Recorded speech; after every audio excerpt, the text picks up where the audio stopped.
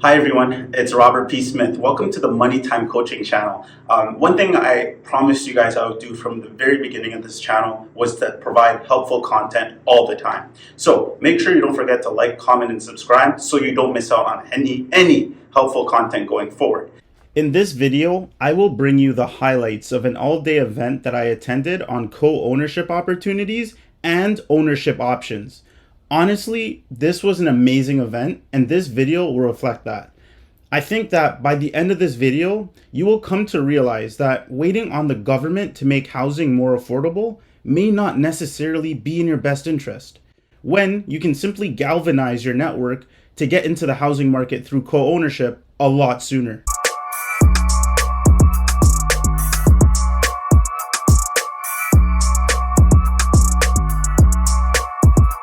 So, who are you and what do you do? So I'm Leslie Gaynor. I decided to get my real estate license to help people build intentional communities and co-own real estate. What is co-ownership all about? Yeah, so things are not affordable. And co-ownership doesn't necessarily make them affordable, it makes it a little bit more affordable. So you combine and leverage your incomes and your down payments and your capacities to buy. And hopefully, like a land trust model, you buy properties that you kind of guarantee are going to stay in the community moving forward for people to be able to create homes. So one of the biggest hurdles we have is the financing. Our banks tend to look at properties with no division. So if there's 5 of us, we all own the property 100%, which means that if I need to leave, I could destroy the entire co-ownership agreement because it's all one person, although there's 5 of us. So the way we look at that in mortgage terms is one owner, one title, one house, even if there are numerous people owning it. So it gets very difficult because often people's lives change. So the financing of co-ownership is difficult. What are the biggest successes of co-ownership? Well, there have been a lot of great successes. One of the big successes is what I call the de-stressing of our home. And what I mean by that is I've worked with families that have had certain stress points, whether that be lack of childcare, an aging parent, a child with a disability, and by co-owning, they've found an additional layer, not just owning the property, but they have found additional layers of social contracting within their community, their family, their friends, to help those situations. So I like to think of it as a way we simplify our lives through complication, right? So we look at our home and we complicate it by adding more people. But in fact, the ultimate goal is to try and solve some of those external issues that we deal with in isolation. Do you think co-ownership is the key to the high housing costs in Toronto? I wish I could say absolutely yes to that, and I'm going to say it's not. The reason I say that is because until there are some real government shifts in our policies that affect our housing, housing is a commodity. It is affected by the free market, and nothing we do will control that. Until there is a real will on the local government, provincial government, and federal government to enact a national housing strategy that actually takes into consideration the lack of wages, the lack of pensions that people no longer get, the inability for people to survive on ODSP or on old age pensions. All of that is really what's impacting people's ability to afford, and we have financialized housing ownership. But what co-ownership does do is it allows people to combine their resources together to try to get into a market that is really unaffordable for the individual. We want to talk about the 5 steps of co-ownership, how Leslie and I define it. This is how we suggest doing it, but within this model, there's tons of nuance and tons of variation. And this is just our kind of how we like to see the process go. So what's the first thing you want to do with your co-ownership journey is you want to try and find your purchasing group. You're not going to get anywhere without finding your own micro community of people that you want to co-own with. there's a few ways we do it. We have a network of people. We have events like this. And one of the things that we've done recently is developed a matching platform that you can sign up to and try and meet other people if you don't already have people that you're interested in doing this with. We always ask people to start with your own community, start with your own network of friends and family, and then kind of move out from there. Building your financial model is probably the next big step. Again, you don't have to have it fully hashed out before you do anything, but putting your mind to kind of who's bringing what equity, what kind of monthly payments you guys want, all of those things should be thought about pretty early on before you start looking. Looking for a house is the last thing we do. We want you guys to get super clear about some of this stuff before getting excited about the house. Creating your group agreement. A lot of this gets hashed out in the conversations and meetings that you would have with me and Leslie. We would be sitting with you, we'd be helping you work through our own workbook. And a lot of the conversation is around, how is the home being managed? How are you going to resolve conflict? What are the exit strategies? Once you kind of have a rough outline of how all of that is going to look for you and your group, we ask you to go see a lawyer and put it all on paper. What Leslie and I do is actually help you get things pretty clear before you're spending thousands of dollars in front of the lawyer. There are things that you do have to think about, things like death, things like divorce, things like job loss. And we ask you to consider all of those things in your legal agreement, but we help mediate all of those conversations throughout the entire process. And then the last most exciting and fun step is finding the property. Sometimes this does become a parallel kind of search alongside building some of the other parts of your agreement. So we put this at the end because the focus in the beginning really shouldn't be on the bricks and mortar. The community, the co-ownership agreement should really be about training your mind around what co-ownership is going to be for you and your group. And that's what we like to focus on before you find your property. Once you find your property, by this point, you should be like ready to go. Like everything should be figured out. Ideally, it doesn't always happen that way, but that's what we like to see. In my journey of co-ownership and having done this again for a number of years, I've always wanted somebody who really, really, really understood what I was saying about these houses that we live in. There's some architect that I listened to on a TED Talk who talked about how our homes are built to isolate us, how the suburbs were built to make us car dependent and, to make us live these lives about these like perfect little things that go on these four walls and not to have anybody interfere with that. And I was asked with Parmel, we were both asked to come to the University of Toronto and speak about co-ownership. And the room just filled me with so much joy because there were all these young city planners to be and architects to be and designers to be. I don't know. They were just like brilliant little brains. And they're all talking about what we can do with what we have and make it so much better and make it so much healthier and make us live as humans. I mean, humans need human contact, right? I mean, we all know the theory that if you leave a newborn alone, they die, but partly because they need to be fed, but we also need connection. So, who are you and what do you do?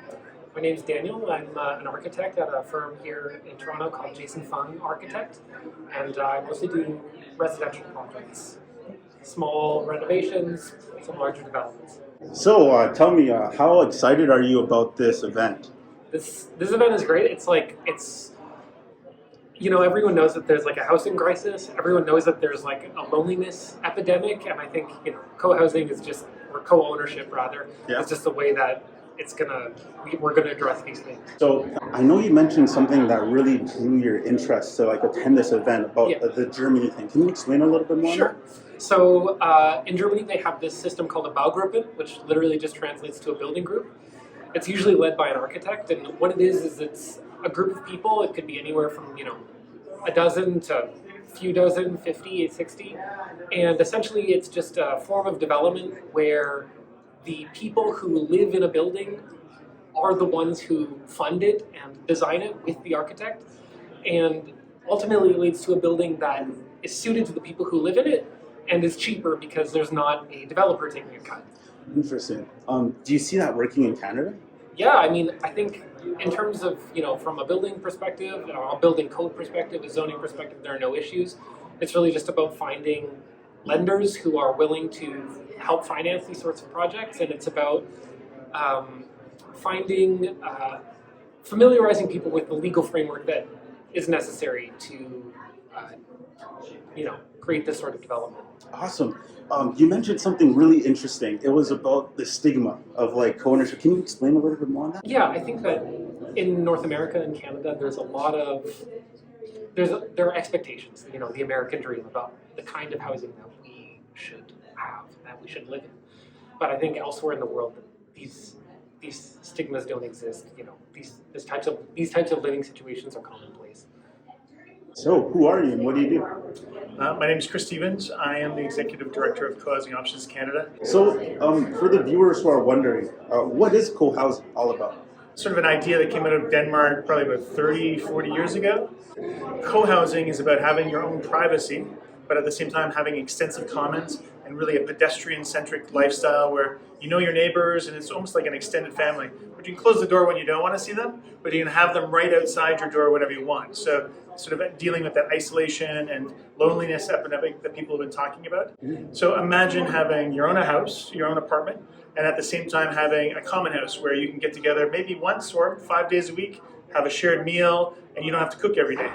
Or a kids' room where the kids from the whole neighborhood can hang out. Or a kitchen that looks into a central courtyard so the kids can go out and play. You can see what your neighbors are up to, but your bedrooms are on the back side with a garden out the back so that you can also have your private time and not have to see everybody all the time. So, what do these co-housing communities look like? Well, they look different in different places. So if we're talking about an urban center like Toronto, then you're looking at probably a mid-rise, maybe 4 or 5 stories. It could be smaller too, a bit lower, either townhouses or apartments. If you're talking about more rural or even in a smaller town, then it might be a series of stacked townhouses in a crescent shape or beside each other. The key thing is that you have the common space where everybody walks through. So there's lots of opportunities for chance meetings with your neighbors. So it might take you an hour to get home if you want to take the time to socialize. And if you don't want to take the time to socialize, that's also cool. Like, hey, I gotta cook dinner and get out to work, or head to my swimming class or whatever. So the idea is to maximize your privacy while at the same time having maximum community right outside your door and having the skills to live in community so you don't kill your neighbors or get killed by them. For people who are interested in this option, what is the path to co-housing? Well, there's a couple different ways. It really depends on the group. Typically, co-housing is started with a few members, a burning soul saying, hey, I love this idea. Let's start getting people together. We're going to learn how to live together. We're going to figure out what our vision, mission, values are, and then we're going to go look for a site. And then we'll put our money in and make it work. That's the typical way that's been used in North America. What I've been trying to do with my mentor, Mike LeBay, who is from Home Opportunities, which is another not-for-profit, the two of us are taking his affordable housing framework and using it so that we can get people in with 5% down, incomes between $30,000 and $80,000. That's half the units have to be within that income stream. And then others are just typical people who maybe have a bit more money or have bigger savings or more helpful parents or whatever. But the idea is that anybody can live in these communities. So we're looking for land first. So if you've got a site that you think would be great for co-housing, you can reach out to us. We can pay market value for the land. We just need people to be patient, 6, 8 months, maybe a year to line up all of the financing, but we can pay market value.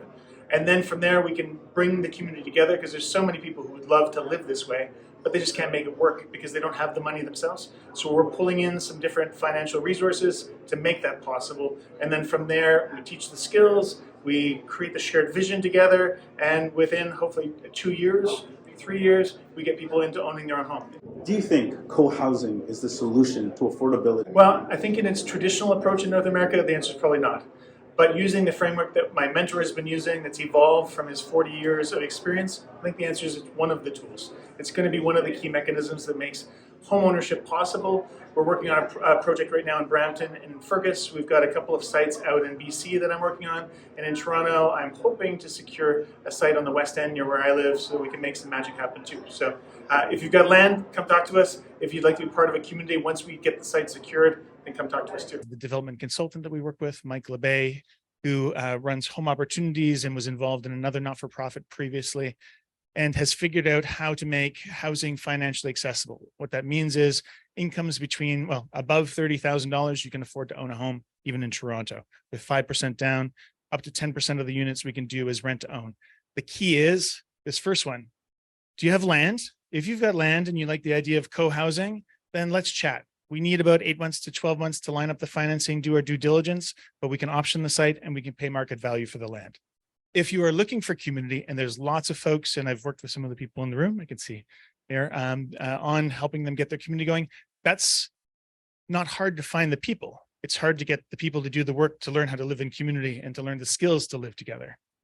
We've got all those pieces. I'm Catherine Marshall. So FLEXPLEX is a proprietary design that Greenbelt Homes has developed over a number of years that is intended to be a perfect addition to a single family neighborhood at one extreme, and to a very dense, part of the city with a very tight lot like Lappin House.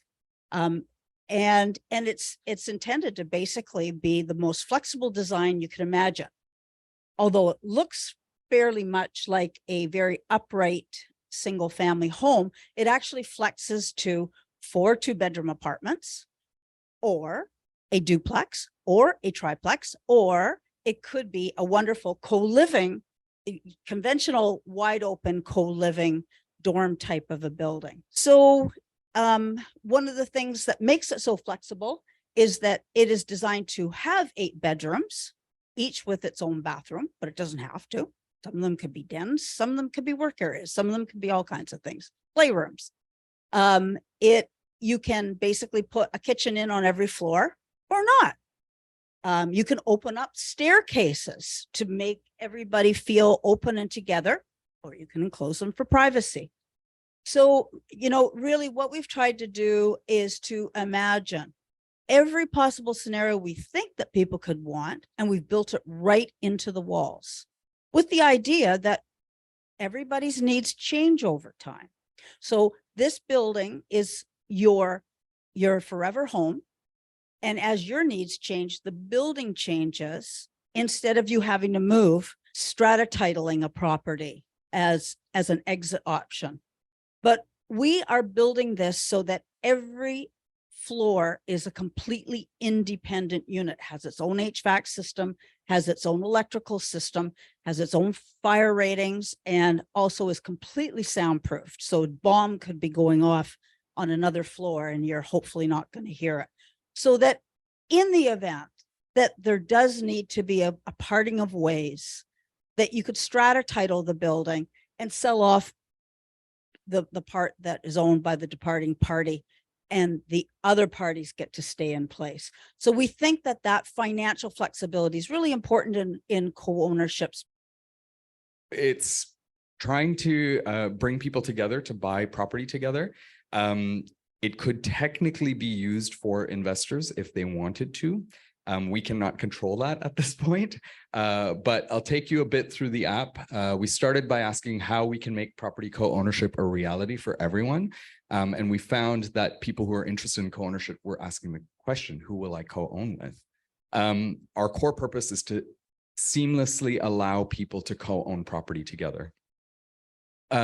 These are some of the problems that we've talked about in, what's the word? Ad nauseum today, so I won't get into it.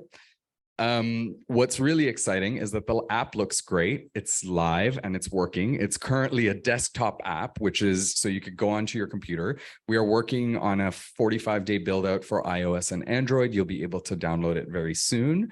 But what's been very interesting about Husmates is that we are also working on a digital ledger-based financial technology that allows you to co-own fractional real estate much easier.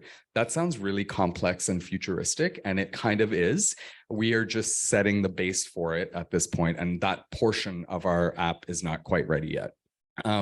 So you sign up. This is how you will be welcomed. Basically, you fill out just like you would. I hate using this example, but Tinder profile or a Bumble profile. You guys are all familiar with that. I know you are. Or some of you are anyways. And essentially you have like your own little profile page, similar to one of those unspoken apps. And you kind of, you fill out your profile, add pictures, browse matches. Once you match someone and somebody matches you, it opens up a chat function, which allows you to speak to each other, and you can connect right on the app. And what we try to encourage people to do is immediately try to meet in person in a public place at a coffee shop, because you kind of want to know if you're really looking for housing and you're really looking to connect with people who are wanting to do the same. You want to try and vet them very quickly. So that's what we've been working on. Yeah, you can chat with your matches right within the app. All of this will function a lot better very soon, I promise. And this is all the news and media that we've been getting around it, which has been very exciting.